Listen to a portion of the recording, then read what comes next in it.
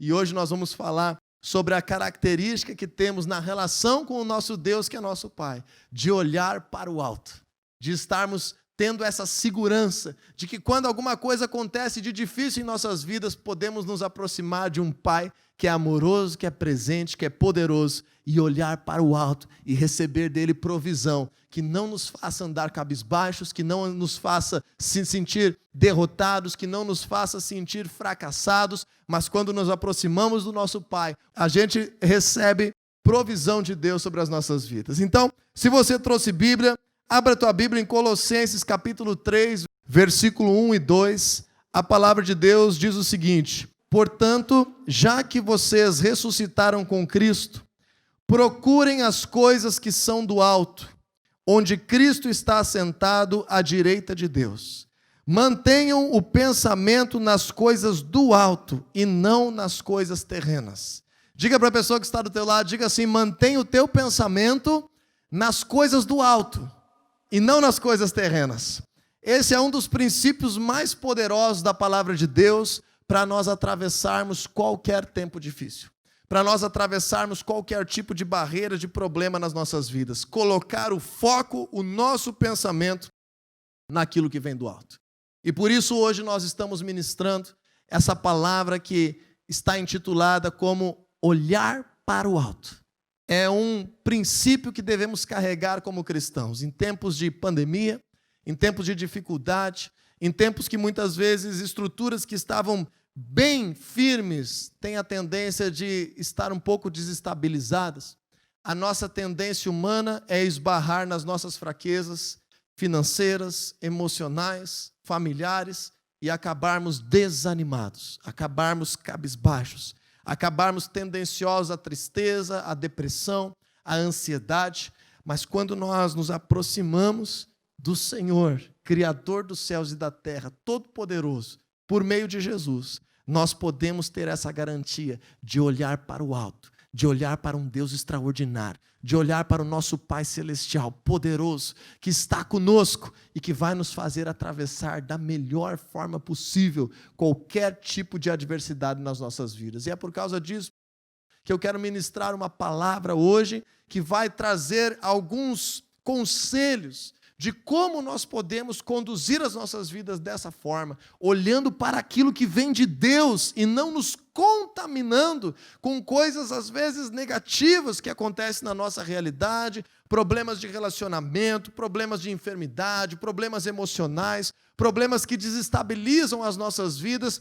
Vão acontecer, fazem parte da natureza humana, fazem parte da sociedade, estamos à mercê de algum tipo de aflição na nossa vida humana, sim. Mas com Deus junto conosco, nós podemos focar naquilo que vem dEle. Podemos focar naquilo que vem do Senhor, nas coisas elevadas. E isso a Bíblia fala como aquilo que vem do alto, aquilo que é grandioso, que é projeto de Deus para a tua vida e para a minha vida. Para isso, vamos abrir a nossa Bíblia. Isaías capítulo 55, versículo 9. A palavra de Deus diz o seguinte: assim como os céus são mais altos do que a terra, também os meus caminhos são mais altos do que os seus caminhos, e os meus pensamentos mais altos do que os seus pensamentos. Veja que versículo tremendo, que promessa de Deus para a tua vida, que verdade grandiosa para a nossa existência. Por mais que venhamos ter a liberdade de andar sozinhos, de construir a nossa família de acordo com aquilo que nós achamos melhor, a palavra de Deus te garante, me garante, que sempre que nós nos aproximamos de Deus, os caminhos do Senhor são mais elevados, os pensamentos do Senhor são mais altos. Aquilo que vem de Deus nos faz trilhar uma vida melhor, com grandezas, que desfruta os seus projetos, que olha para a eternidade, que aprende a valorizar as coisas corretas, que não se abala com aquilo que é terreno.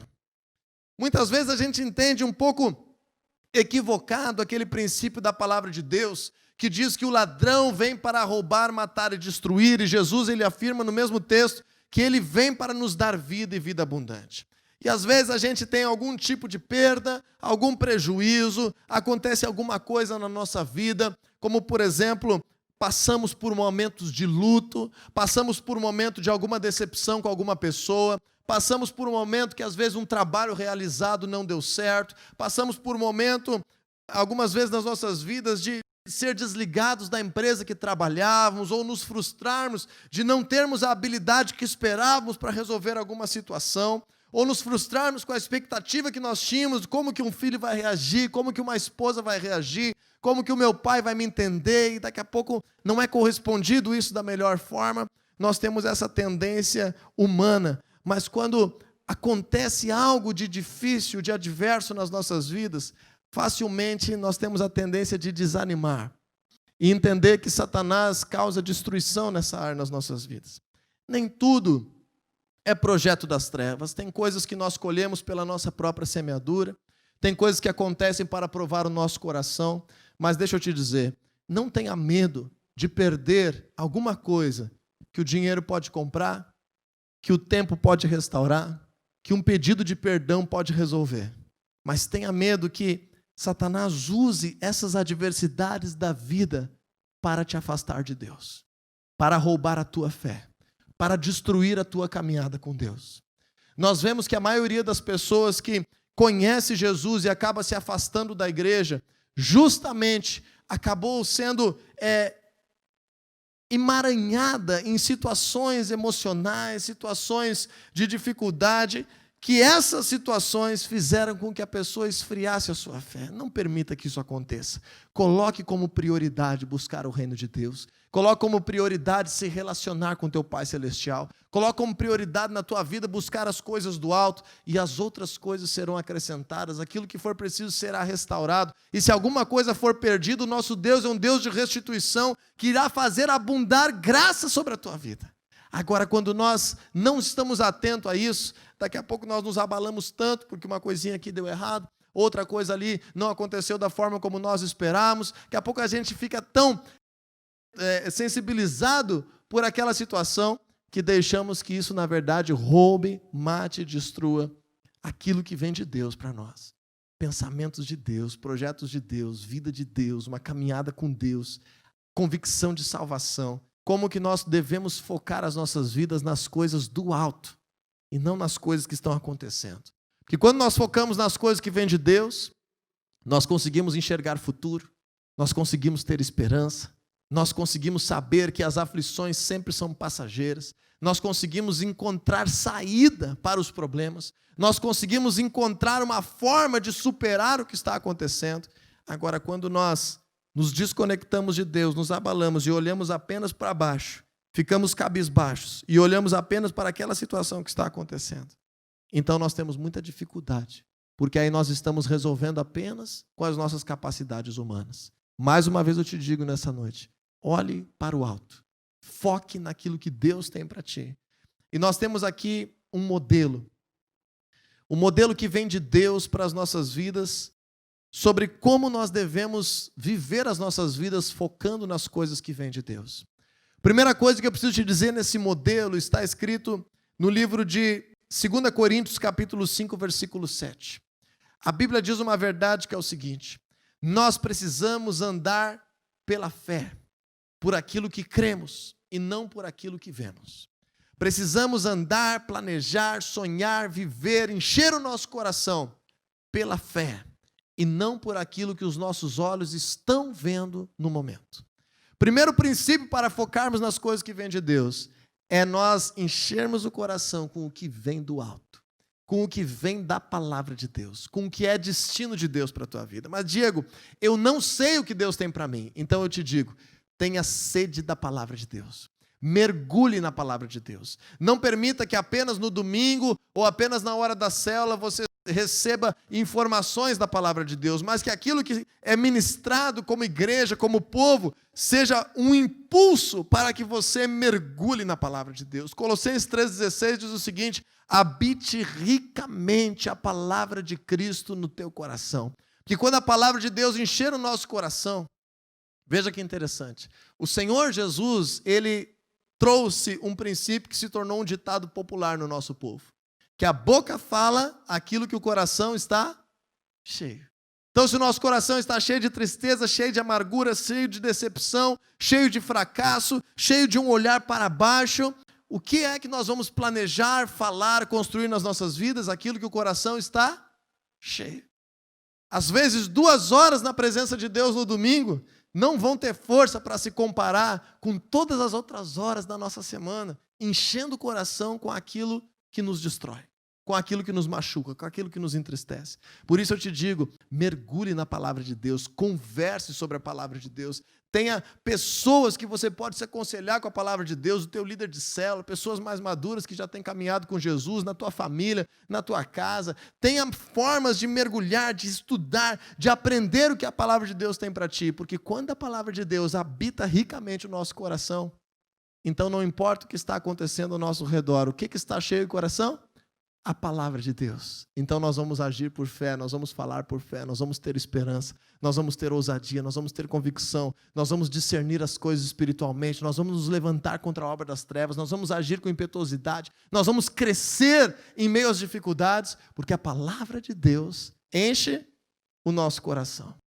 E eu te digo que todos nós somos sujeitos a adversidades. Todos nós somos sujeitos a momentos de crise. Por exemplo, agora nessa pandemia. Estamos vivendo algo que nós não causamos.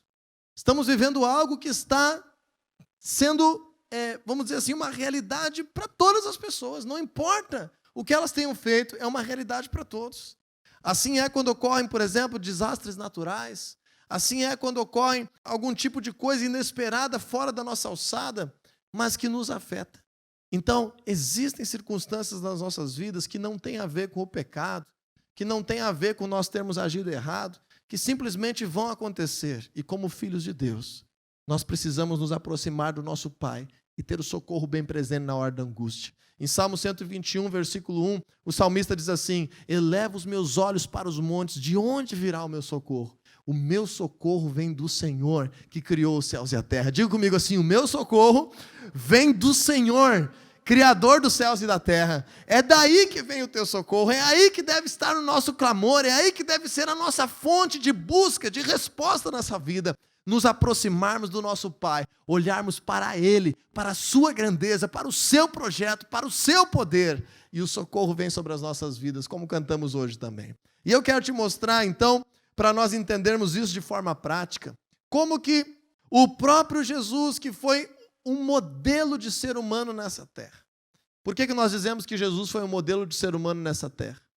Porque Jesus, ele nasceu em uma família entre tantas, assim como nós, não tinha nada de tão especial assim, exceto por Maria ser uma pessoa de boa índole, uma pessoa íntegra, escolhida por Deus, por José ser um homem temente a Deus. Mais do que isso, era uma família tão comum quanto a nossa. Não havia nobreza, não havia privilégios, uma família como a nossa, que nós nascemos. Jesus nasceu em um lugar que sim, tinha um projeto de Deus conectado a esse lugar, mas a cidade específica que ele nasceu não era uma cidade relevante. Pelo contrário, uma cidade desprezada. Talvez nós também não estamos no lugar mais desenvolvido da face da terra.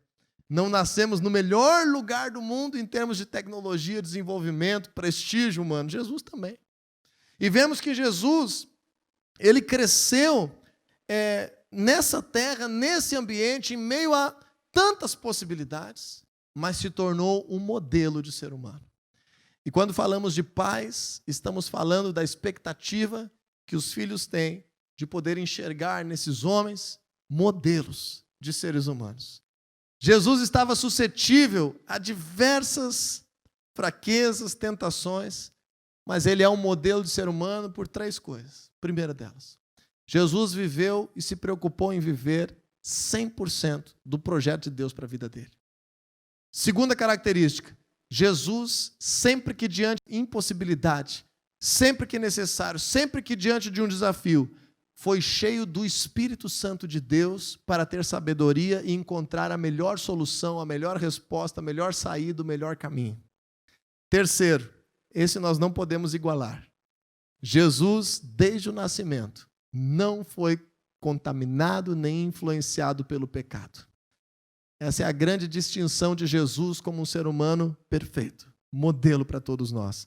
Jesus já nasceu sem qualquer tipo de influência do pecado sobre a vida dele. Então, por isso, nós temos Jesus como um modelo. Agora eu te digo, Jesus, em vários momentos da sua existência, precisou de Deus para encontrar uma saída. Mesmo como um ser humano modelo, mesmo como um homem que podemos dizer perfeito em seus caminhos, em seus dias, em seus propósitos, Jesus precisou de Deus várias vezes para encontrar saída, para levantar a cabeça, para estar trazendo resposta, para fazer aquilo que precisava ser feito, para viver as grandezas de Deus. Então nós vamos aprender hoje 4 episódios de que Jesus, sendo um modelo, não contaminado pelo pecado, vivendo tudo que Deus tinha para ele, precisou olhar para o alto. Precisou buscar a Deus. E se Jesus precisou, se Jesus teve momentos que ele teve que não olhar para as circunstâncias, olhar apenas para o que vinha de Deus para conseguir viver o que Deus tinha para ele, será que nós precisamos também? Será que nós também temos esse princípio em nossas vidas? Com certeza absoluta. Então eu acredito que a palavra de Deus deixou justamente esse detalhe escrito para que nós viéssemos aprender esse princípio. Que independentemente das nossas fraquezas, podemos estar cuidando, sendo excelentes, fazendo tudo certinho, buscando construir a nossa história da melhor forma. Vão existir vários momentos que você vai precisar da intervenção de Deus, senão não haverá saída. Que eu vou precisar da graça de Deus, do poder de Deus, senão não haverá saída. E como filhos de Deus, esse é um destino que temos. Nos aproximamos desse Deus maravilhoso e Ele libera graça e poder que nos ajuda, que nos socorre, que nos restaura, que nos salva. Então vamos ver aqui alguns textos. Mateus capítulo 14, versículo 19 e 20. Diz assim a palavra de Deus: E ordenou que a multidão se assentasse na grama, tomando 5 pães e 2 peixes, e, olhando para o céu, deu graças e partiu os pães. Em seguida deu aos discípulos, e estes à multidão. Todos comeram e ficaram satisfeitos, e os discípulos recolheram 12 cestos cheios de pedaços que sobraram. Nós vamos ver 4 episódios em que o Senhor Jesus, mesmo sendo o Senhor Jesus, modelo para as nossas vidas, precisou focar apenas nas coisas que vinham de Deus. Se ele focasse na situação humana, a fé seria diminuída. O olhar seria contaminado pelo tamanho do problema e o tamanho da realidade. Qual é esse primeiro problema que Jesus enfrentou aqui? Diante dele haviam 5.000 homens. Provavelmente estavam com as suas famílias. Calcula-se que talvez não estavam famílias completas, alguns estavam sozinhos, outros estavam acompanhados, mas há uma estimativa de que haveriam 20.000 pessoas diante de Jesus. 5.000 homens com as suas famílias, em torno de 20.000 pessoas diante de Jesus. E essas pessoas haviam se retirado da cidade e acompanhado Jesus a um lugar descampado e já estavam há 3 dias reunidos com Jesus, sem ter nada para comer. E Jesus agora, como o líder daquele momento, como se sentindo responsável por aquela necessidade, ele olha para os seus discípulos e diz: olha, nós precisamos alimentar essas pessoas. Nós precisamos de recurso, nós precisamos de provisão. Nós precisamos que aconteça algo, que venham recursos, que venha alimento e que essas pessoas possam ser nutridas, alimentadas. E aí então os seus discípulos, alguns já disseram que não ia dar certo, outros disseram que ia gastar muito dinheiro. E há um lá que conseguiu alguma coisa, achou um rapaz lá que tinha consigo, na sua marmita, 5 pães e 2 peixes. Você lembra dessa história? 5 pães e 2 peixes, se você tiver 3 dias sem comer, para quantas pessoas dá para alimentar de verdade? 5 pães e 2 peixes. Às vezes, se está 5 horas sem comer, tem uns rapazes aí que já comem mais do que isso. 5 pães e 2 peixes. E aí Jesus pega aquela matéria-prima, 5 pães e 2 peixes, e nesse exato momento, diante de 20.000 pessoas, ele decide não olhar para o tamanho do problema. Ele decide não olhar para a incredulidade dos seus próprios discípulos que estão ali. Às vezes a incredulidade da nossa própria família, às vezes a incredulidade das próprias pessoas que estão ao nosso redor. Ele decide fazer o quê? Tomou aqueles pães e peixes e, olhando para o céu. Isso é uma linguagem figurada. Nosso Deus não está distante. O nosso Deus não está lá longe. O nosso Deus está conosco. O seu Espírito habita em nós. O nosso Deus está aqui nesse lugar. Agora, quando nós olhamos para o alto, estamos dizendo o seguinte: não estamos olhando e nos contaminando com o tamanho do problema. Estamos olhando para aquilo que Deus promete para as nossas vidas. Para aquilo que vem dele para as nossas vidas. E aí Jesus, sendo Jesus, olhou para o alto, se isolou daquela realidade humana, se concentrou na realidade que vinha de Deus, e houve a multiplicação dos pães e dos peixes, onde todas as pessoas foram alimentadas, houve provisão e milagre, e houve graça de Deus multiplicada, porque alguém escolheu crer e focar apenas no que vinha de Deus. Então, em primeiro lugar, o que esse episódio nos mostra? Que quando nós focamos nas coisas do alto, Deus libera provisão sobre as nossas vidas. Deus libera recursos de onde nós não imaginávamos. Nesse caso, por meio de um menino que tinha ali um pouco de recurso, aquela foi a matéria-prima para se multiplicar em algo que abençoaria todas as pessoas. Deus libera recursos, Deus libera prosperidade, Deus libera provisão sobre a tua vida, quando nós focamos no que vem dele e não nos desesperamos com o que está acontecendo.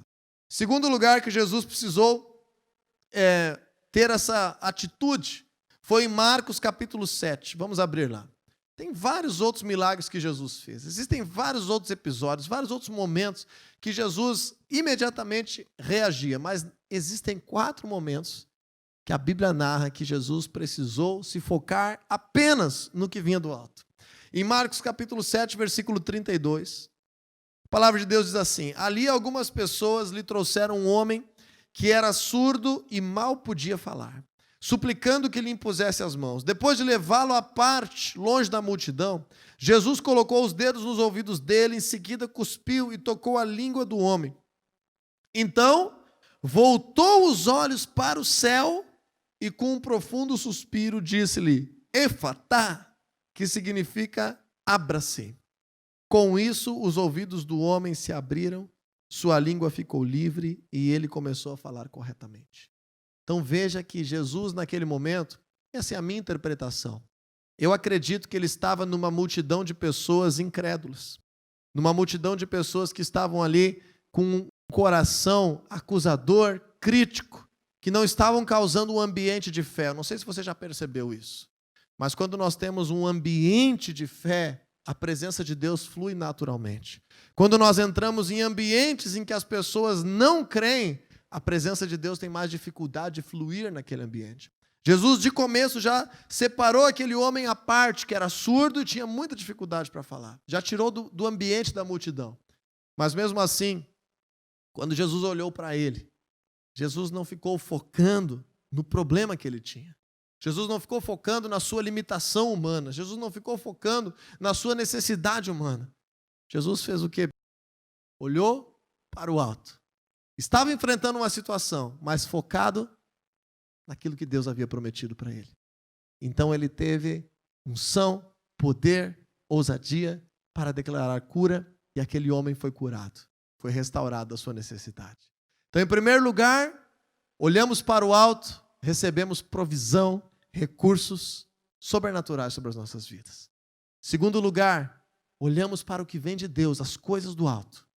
Recebemos cura, milagre sobre a nossa realidade. Terceiro lugar, conectando com esse ambiente de milagres, mas agora não apenas uma cura, mas uma intervenção extraordinária de Deus na vida de outras pessoas que causou um tremendo despertamento em todos que estavam lá. É a história narrada em João capítulo 11. Vamos ver lá, João capítulo 11. Se você lembrar, João 11 vai estar relatando o episódio da morte e ressurreição de Lázaro. Lázaro é um amigo de Jesus, um amigo pessoal de Jesus, também as suas irmãs, Marta e Maria, e avisaram Jesus que Lázaro estava muito doente. Jesus acabou demorando 4 dias para chegar em Betânia, e quando Jesus chegou em Betânia, ele já havia morrido, já havia sido sepultado. Então, como eles faziam, não debaixo da terra, mas dentro de uma montanha. E havia uma pedra tapando ali aquele sepulcro. E Jesus chega lá, está um ambiente de luto, um ambiente de tristeza, um ambiente de desespero. As pessoas vêm até Jesus, até mesmo num tom acusatório, dizendo: Jesus, se tu tivesse vindo antes, ele poderia ter vivido. Jesus, olha, nós te chamamos, mas tu não veio. Agora olha só o que aconteceu. E Jesus diz para eles: olha, se vocês creem, vocês ainda vão ver a glória de Deus. E eles estavam lá em prantos e num ambiente de tristeza, de desespero, de desânimo, cabisbaixos. a tal ponto que Jesus se contagiou tanto com aquele ambiente, com aquela tristeza que estava, que Jesus chorou junto com eles. A palavra de Deus declara em João 11:35 que Jesus chorou naquele momento junto com eles. Mas Jesus sabia que Deus tinha um projeto para a vida de Lázaro e era algo que deveria acontecer. Deus havia preparado a ressurreição de Lázaro. Porém, era um ambiente muito difícil. Era uma situação difícil.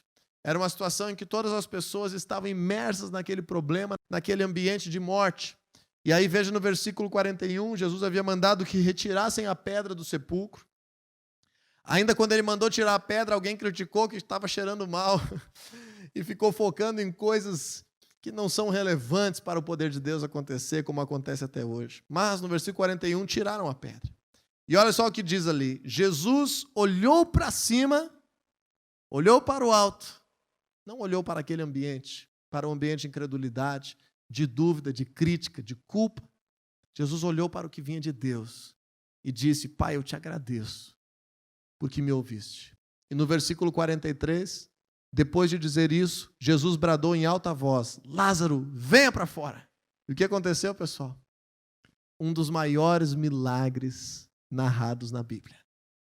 Lázaro estava morto há 4 dias e ressuscitou.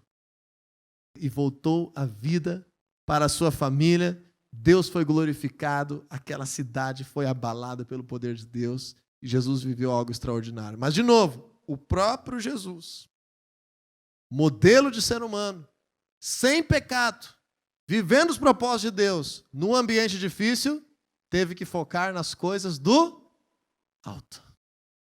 E por último, mesmo o Evangelho de João, agora capítulo 17, versículo 1 e 2. Essas são as únicas 4 vezes que aparecem em toda a Bíblia que Jesus teve essa atitude singular de, quando foi clamar a Deus, não olhar para as circunstâncias, mas focar apenas no seu clamor. João capítulo 17, versículos 1 e 2. Depois de dizer isso, Jesus olhou para o céu e orou: Pai, chegou a hora. Glorifica o teu filho, para que o teu filho te glorifique.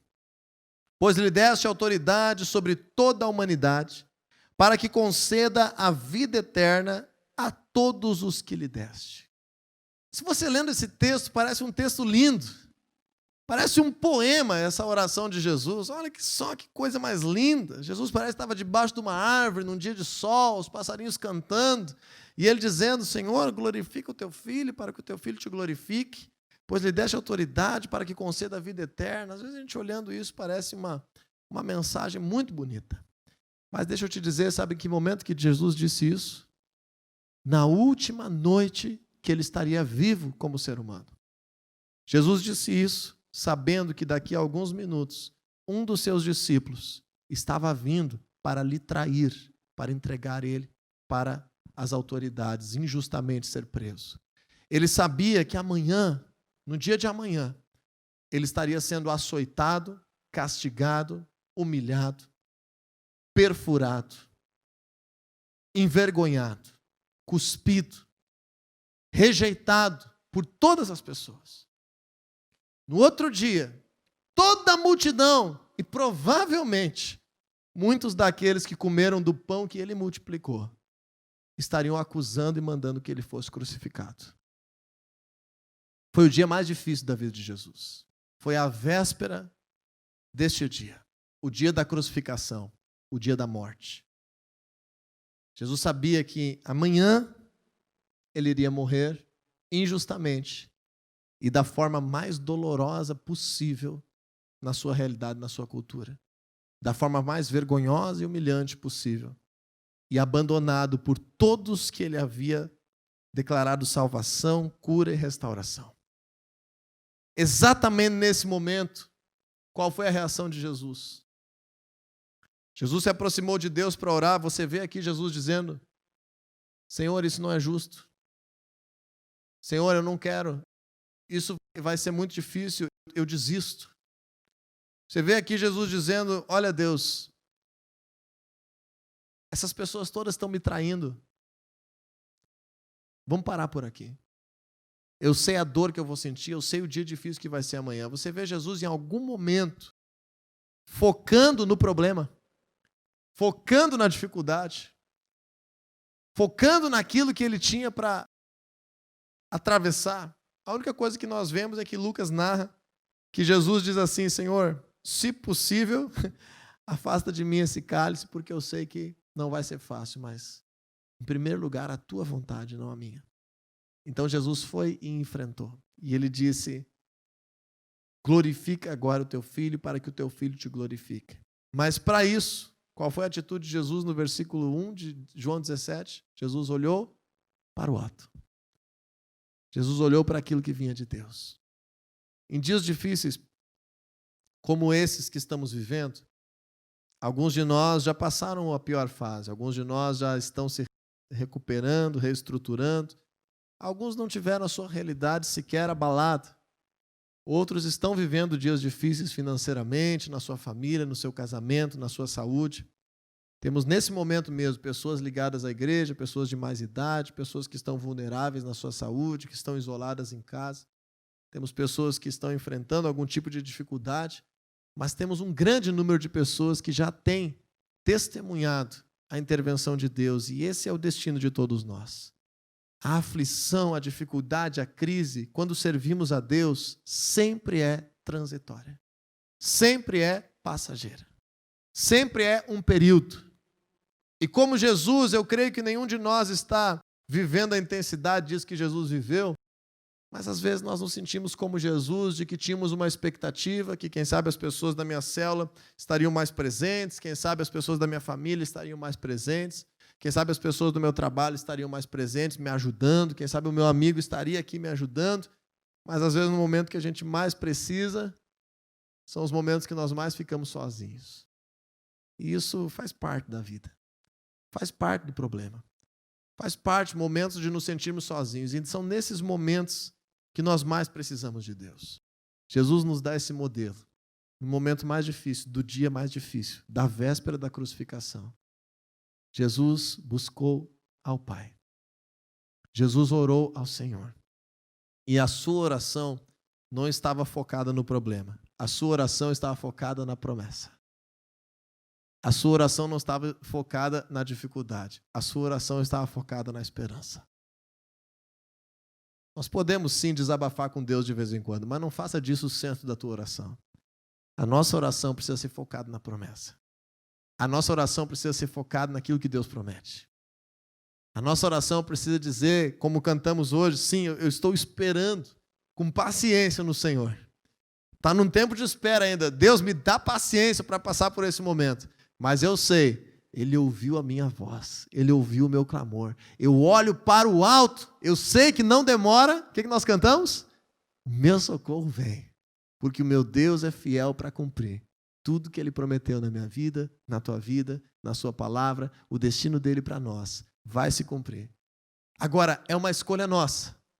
Se nós focarmos no que está acontecendo, podemos deixar que o inimigo de nossas almas nos afaste de Deus e o Senhor não tenha mais liberdade para cumprir o que Ele prometeu, porque nós nos afastamos dEle. Se nós focarmos na dificuldade e ao mesmo tempo buscarmos a Deus, vamos passar pela mesma situação de uma forma muito mais difícil e muito mais dolorida. Agora, se nós atravessarmos os dias difíceis, olhando para o alto, focados nas esperanças que o Senhor declara, com a palavra de Deus enchendo o nosso coração, vivendo por fé e não por aquilo que vemos, será a forma melhor, mais produtiva, com mais vida de atravessar a situação que de qualquer forma teríamos que atravessar. Então que Deus te fortaleça nessa noite, que essa palavra fale contigo, que o Senhor te dê graça, que o Senhor te faça olhar para as coisas do alto. Se algo difícil tem acontecendo, tira os olhos disso.